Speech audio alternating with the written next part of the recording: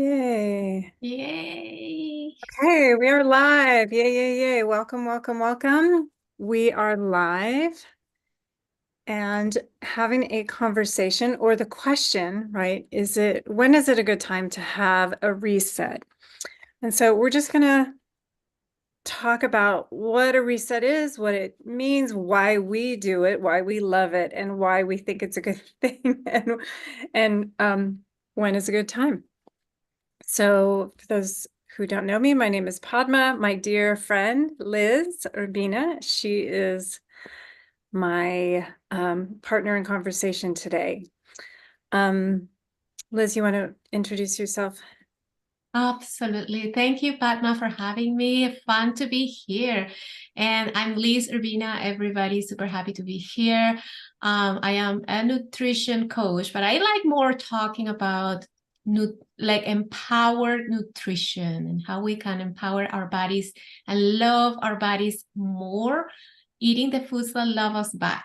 That's one the line of where I love talking about. So I'm against dieting. I am more into how we can love ourselves more through the power of food. And thank you, Padma, for having me. Let's do this. Oh, I love that. And for those of you who don't know, my Padma Borrego, but I am a movement therapist, a body worker. I've been a body worker for a very long time, and an energy awareness facilitator. So I like to move. Um, I love movement because I think that it builds a conversation between the body and the heart and the mind and the spirit, kind of pulls everything together. Is a really great way to tap into trauma and build body awareness, which I think is really important.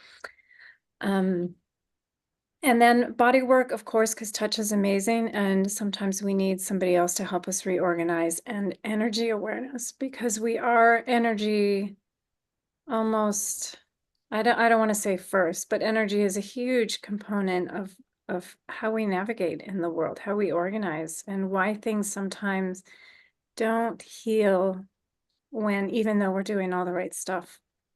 I love that. Yes. And so the question that we started with, right, is, well, let's start with what a reset is. And what is it, what is it and why do we do it? Yeah. So, well, I'm going to talk about the nutrition and biological standpoint. And a reset, really what happens is that our bodies naturally lose their resilience as we age, right? Like it's a natural process. It's like the wear and tear that happens in our body from just using it every single day, right? And the thing is that we also overuse it sometimes, and we also abuse it other times, and in many different ways. And things, not only what we eat, but also our thoughts, our stress level, how, the kind of activities we do with our bodies, all of those things can either make that accelerate the loss of that natural resilience, or can or can do the opposite.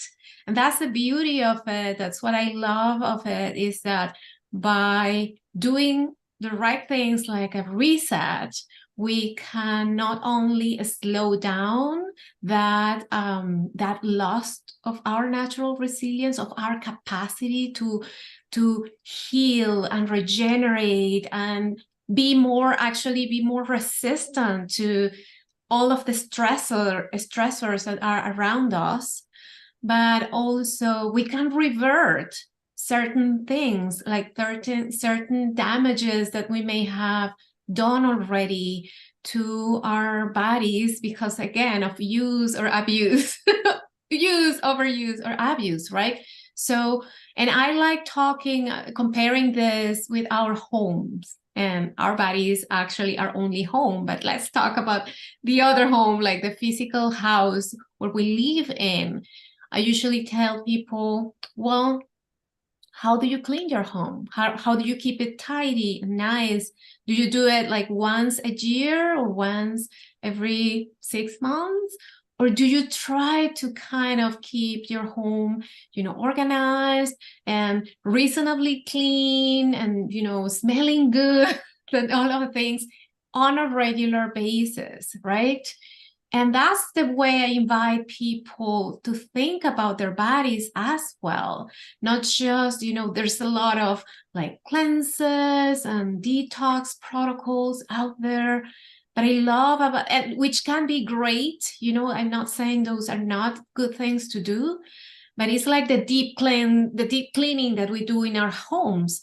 But after that, we don't just throw a lot of garbage again inside of our homes, right? We try to again keep that tidy and cleanliness happening on a regular basis. And so how can we do that with our nutrition? How can we do that? And in your terms, in your vocabulary, with our energy, with our mindset, with our with our movement and all of the things that we do. So that's from my perspective. And now, how does that translate into benefits?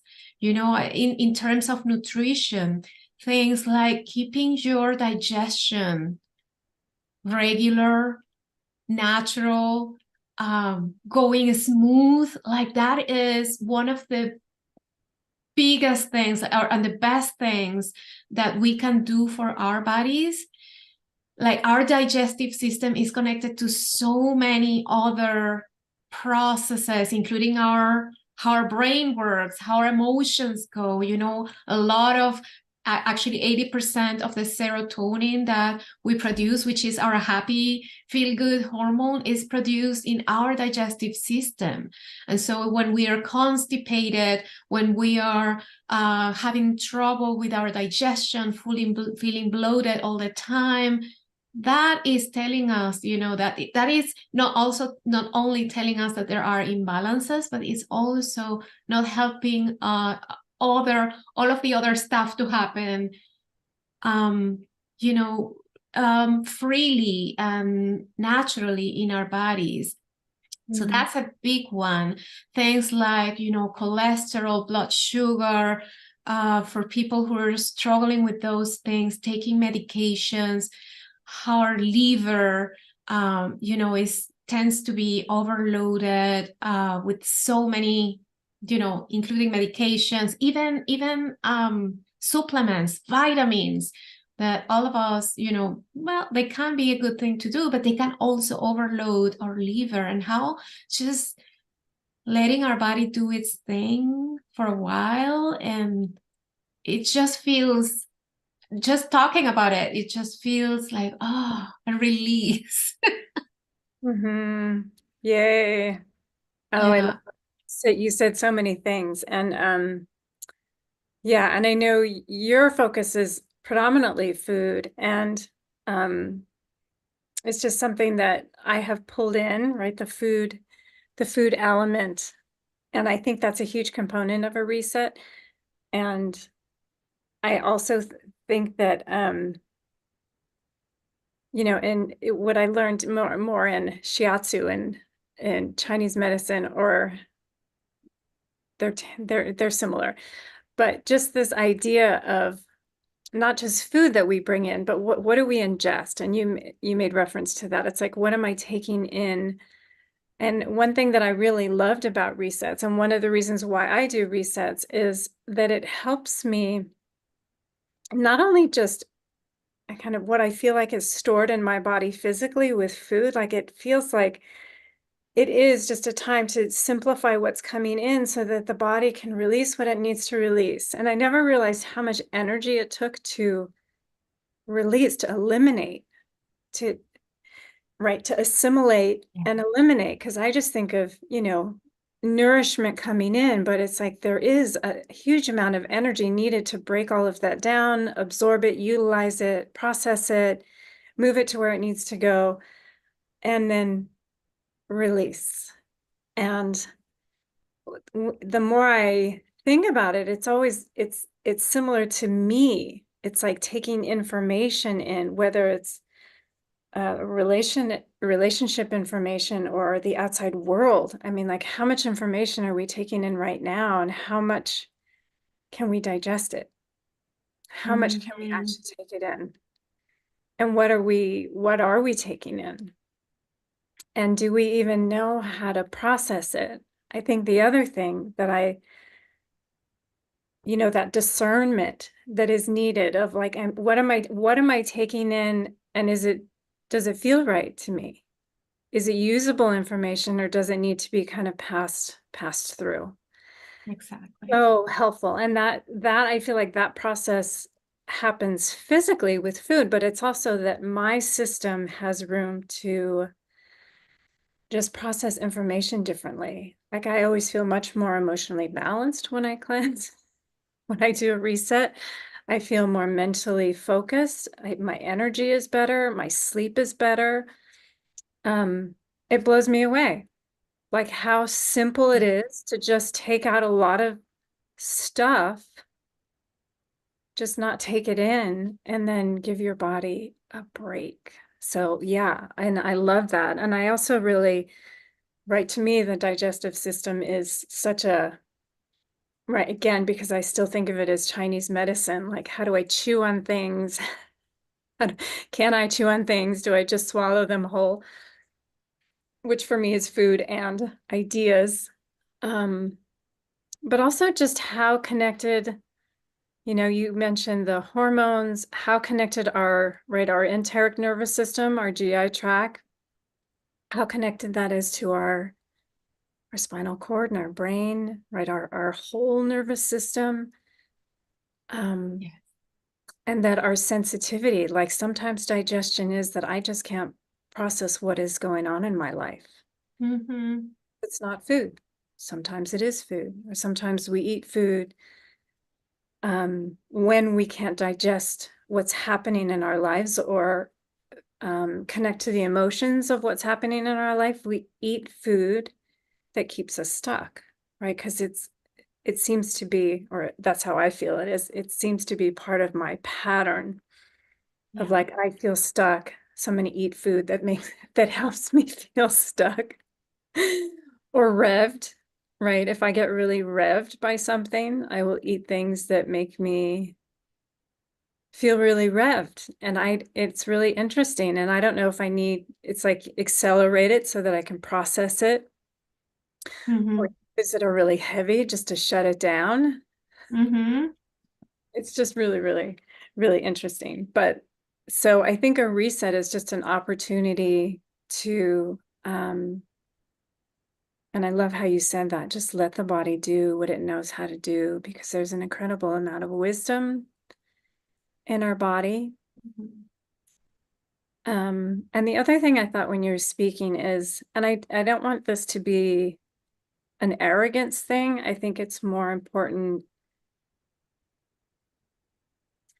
um, just just to kind of model what happens when we give ourselves those resets. And this is a really silly example. And again, it's in no way meant to be a comparison. But I do sometimes like to talk about age. Mm-hmm. Right, one, because my body's going through a lot of different things as I age, but also, I have people who are similar age to me and say, "Oh, it sucks to age. This is all about age." And I'm like, well, we're about the same age. And yes, there are challenges, but I do think that the resetting and the cleansing and again, being discerning or loving with what we take in has an impact. And so, Mm-hmm. one, I want to ask how old you are. Again, this is no way meant to be a comparison to anyone who's listening, but just modeling. Yes, yes. I am 46 years old, years young, and I love that you're touching that point because that is also something I agree 100% with you. You know, the way I look at it is, yes, there are, like you said, there are challenges associated with as we're aging, we're going through this new age and stage in our life. But, and yes, there can be things that are uncomfortable. But for me, it's like, well, Mother Nature is so smart, so intelligent, so loving that all of those changes that are happening in our body, those hormonal changes, those body changes are actually happening for us in terms of those changes are preparing us for a graceful aging, a graceful and healthy aging. And I love comparing this to, again, going back to the nutrition part, like to babies even, right? Like when babies are, babies are like newborn or even within their first year of life, you don't give them like a steak and fries for them to eat. Like we are like caretakers and moms, we kind of are so careful with how we take care and feed those babies, right? Our babies, and that how clean that food is and how nutritious that food is. And so the same happens for us. It's like we cannot expect our bodies to, at this new stage, to be able to process everything the same way that we used to 20 years ago. It's not even fair to expect that.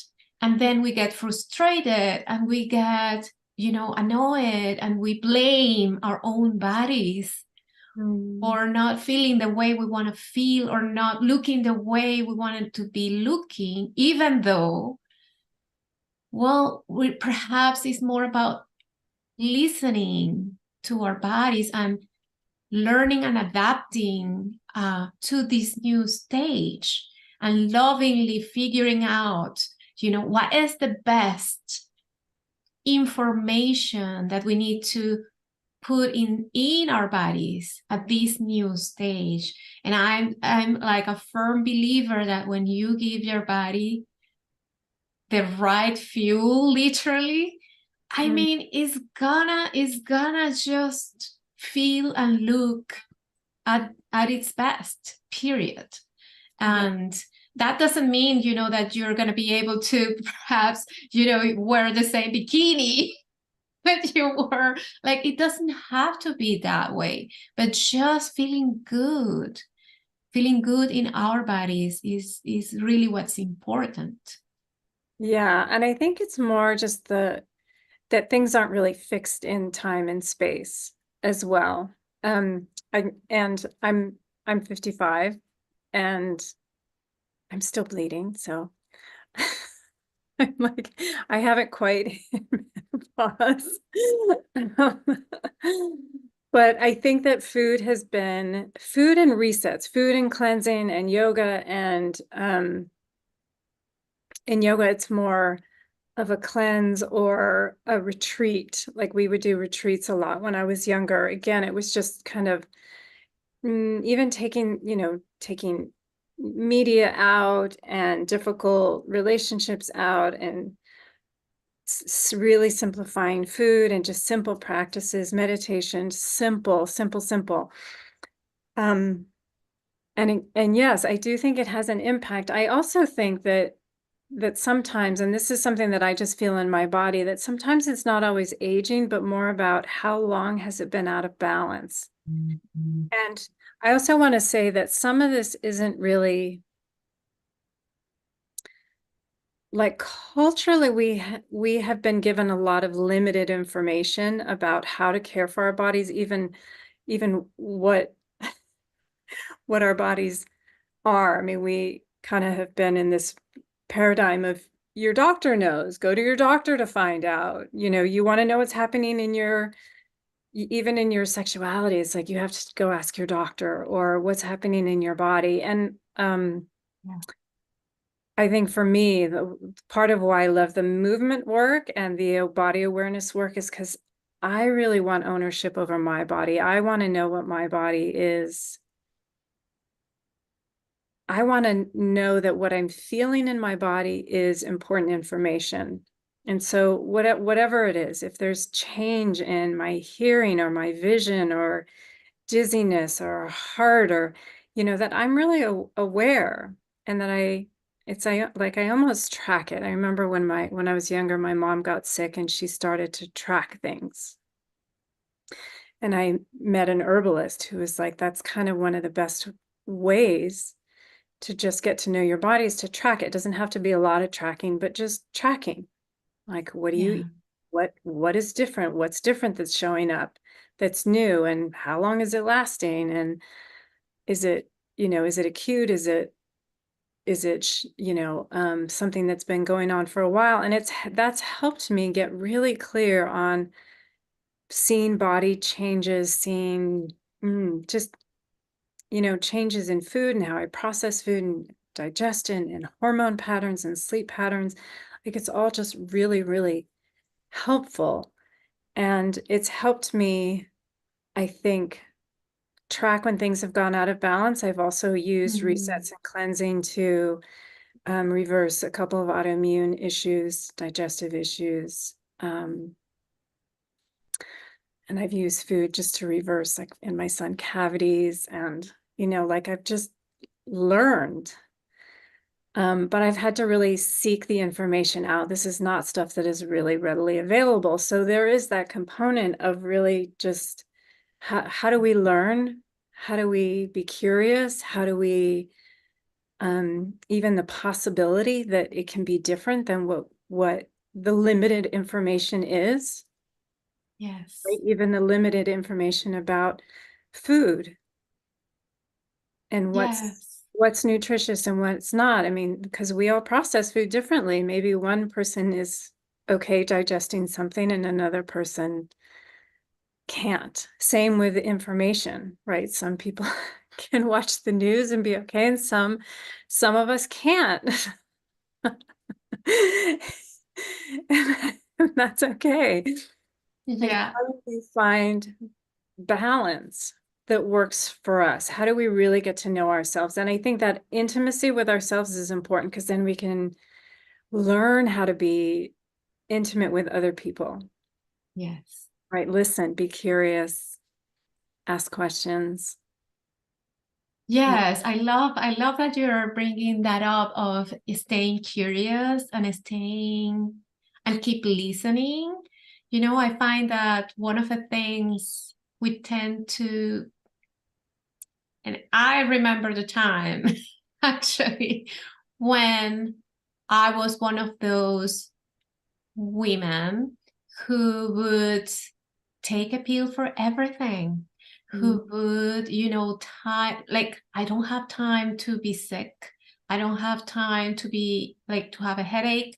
I don't have time to have my stomach, upset. And so I would take a pill for everything. And when I was, like you said, also feeling voids with the wrong choices, like feeling my stress, like trying or thinking that I was gonna help my stress with having 2 glasses of wine every single night, or or the pint of ice cream or whatever it is.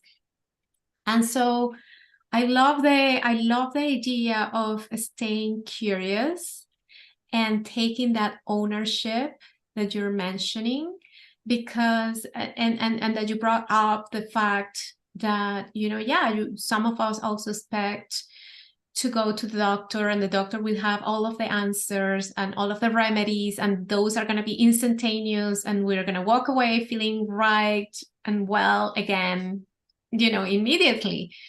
And the reality is very far away from that. And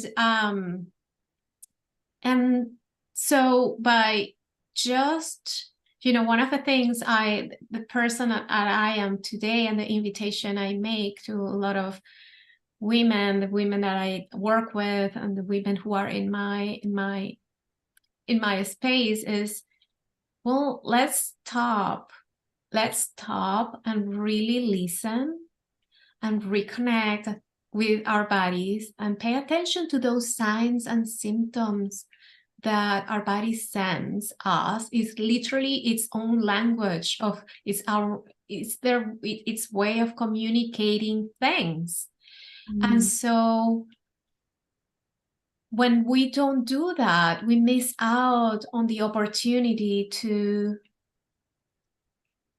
catch things and address things from becoming serious and becoming more difficult to address and reverse and all of that. I love that you're mentioning that you reversed, couple of times some autoimmune conditions that could be happening for you. And the other part of that is, we tend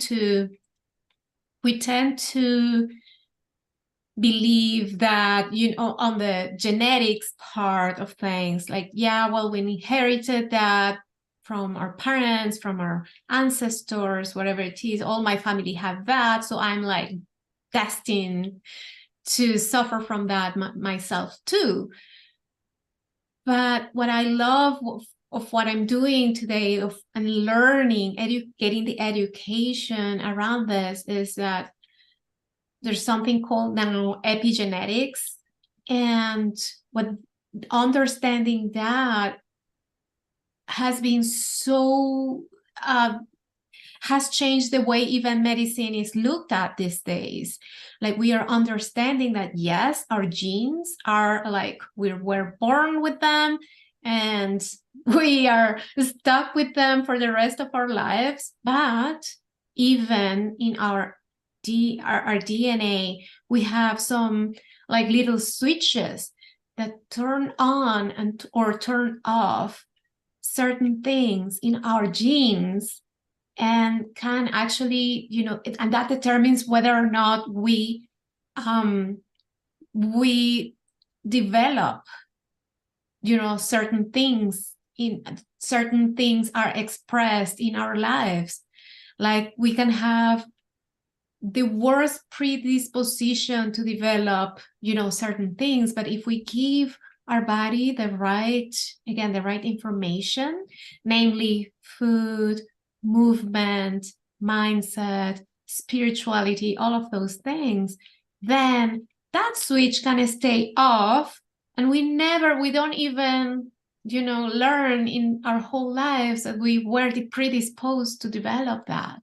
So that is so, I find that is so empowering, that it gives a lot of possibility and ownership to us to, okay, we can take control, as opposed to giving away that control and just, okay, whatever happens, it was this destined to happen. Right. And then there's also the deeper, right? Because there's also, we can eat all the right stuff and do all the right stuff, and we might still be sick. And then sometimes there's deeper, maybe it's trauma pattern that's keeping the body from actually taking in what we're giving it. And that's also a very real component. Right, either past trauma or current trauma, right? Sometimes our job right, keeps us stuck in a pattern, right? Keeps us stuck in an old pattern, or in a place where where the body can't heal. And that's sometimes the deeper work, the energy work or trauma work or therapy, whatever it is that helps us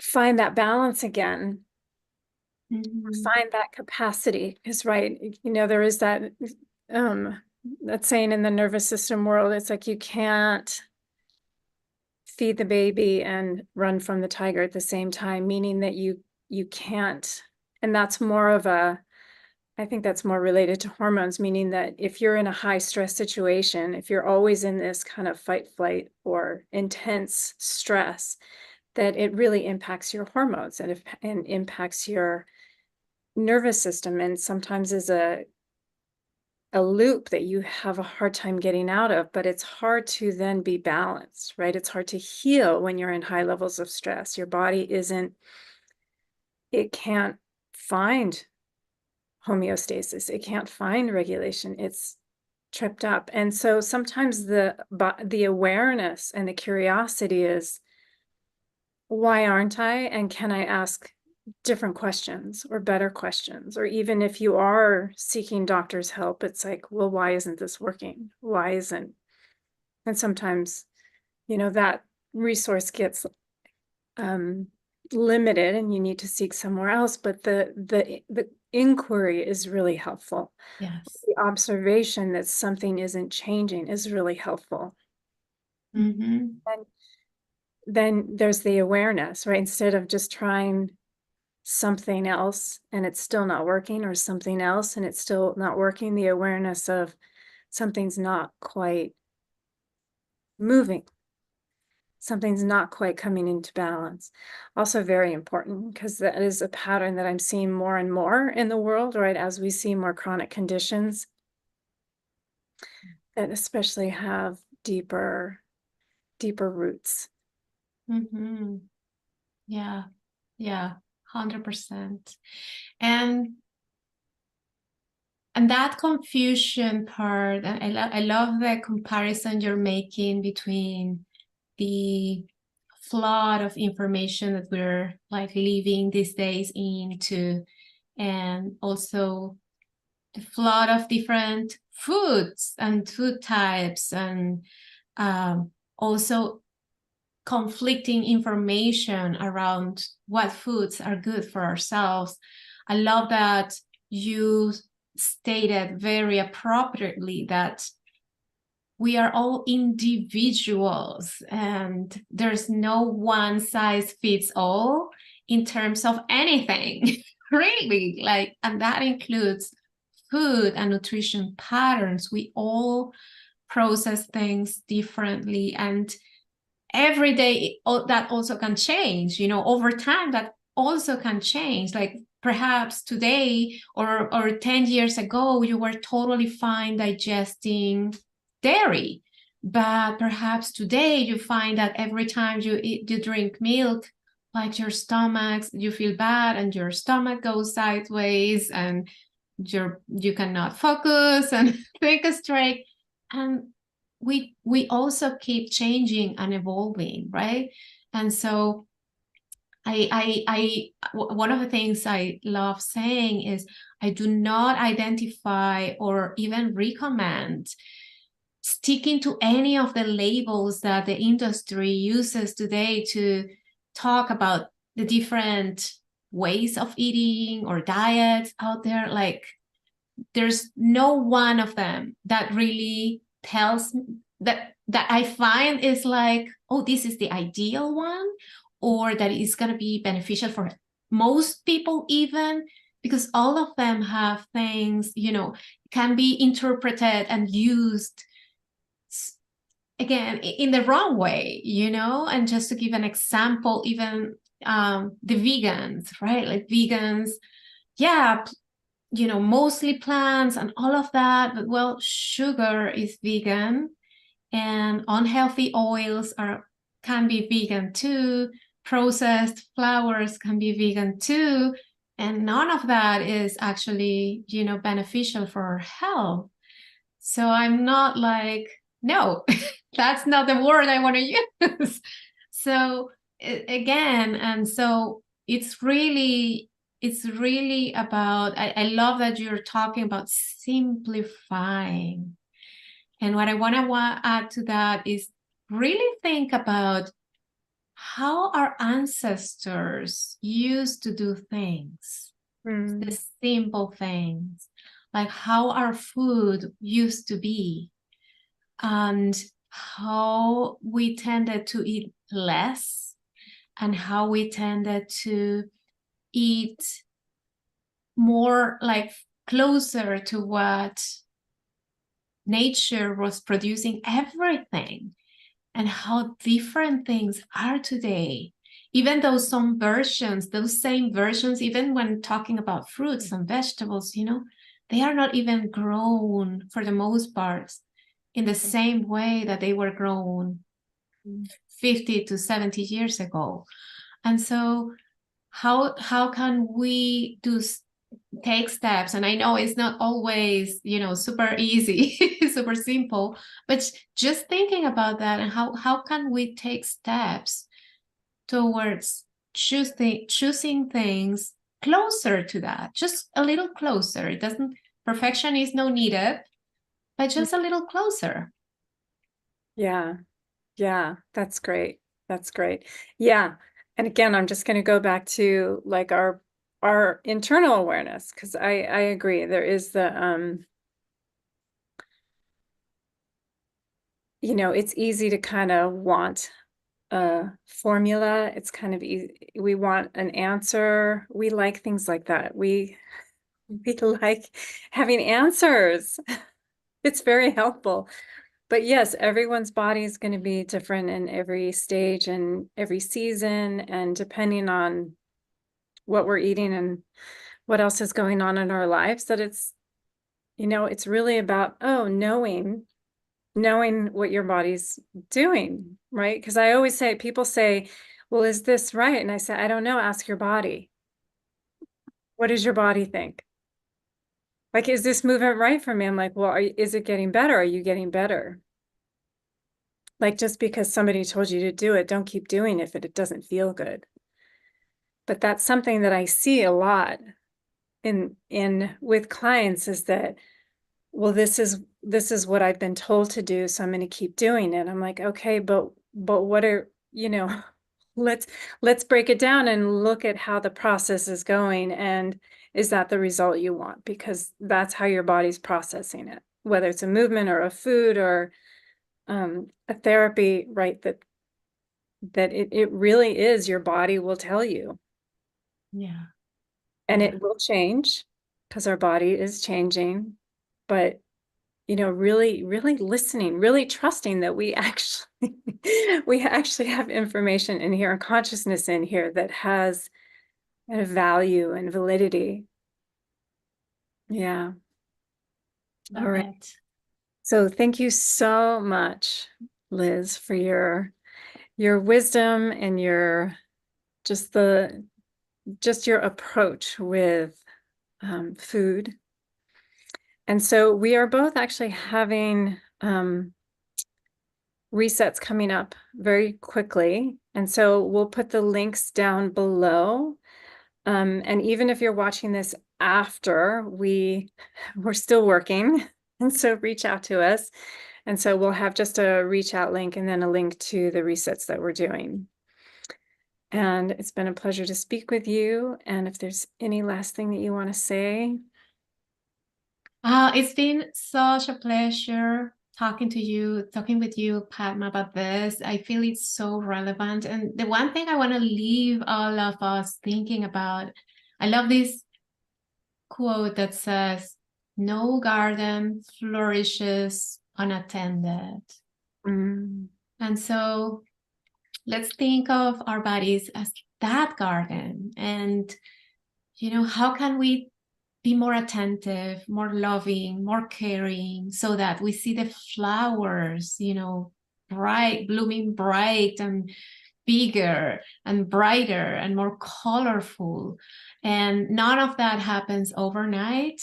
I know we all tend to love, that instant reward, but it's more like a compounding effect of our daily choices. And so how can we daily go water down that garden? How can we daily go and speak lovingly to that garden? How can we daily go and give the nutrients to that garden needs, so that it flourishes beautifully? And that's all of us. yeah. Good. And I guess one last thing that I would like to say is just that I think this work is really important, even though it seems very kind of self-focused. I think that when we really listen and know our bodies well, we can learn how to trust our bodies and trust what we feel, trust what we hear, trust our sensations, right? That becomes a conversation. And the more that we build trust within ourselves, we have a sense of safety, not just in our immediate environment, but in the world. And we're also probably, I mean, I know for me, I'm definitely more prone to listening to others and having empathy for others, because I'm learning that for myself, to have compassion, to not berate or direct or assume or control right through this process, and how that then ripples out into other aspects of our life, that it becomes a tool not just for the kind of seemingly immediate or mundane, but it's really a tool to be in our bodies, to be human, and as Liz said, to also connect to our heart and our spirit.